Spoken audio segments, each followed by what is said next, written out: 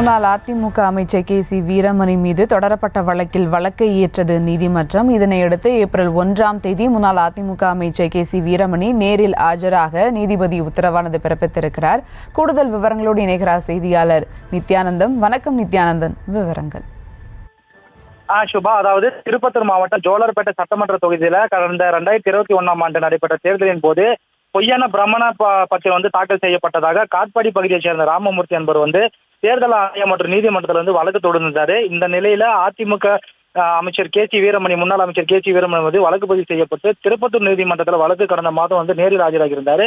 இதன் அடிப்படையில் பார்த்தோம்னா திருப்பத்தூர் ஜேஎம் கோர்ட்ல வழக்கு தொடரப்பட்டு இந்த வழக்கானது ஜேஎம் நீதிபதி மகாலட்சுமி முன்னிலையில் விசாரணைக்கு வந்தது. அப்போது அரசு தரப்பு வழக்கறிஞர் நந்தகுமார் மற்றும் வீரமணியுடைய தரப்பு வழக்கறிஞர் ஜான் சக்தி ஆஜரானாரு.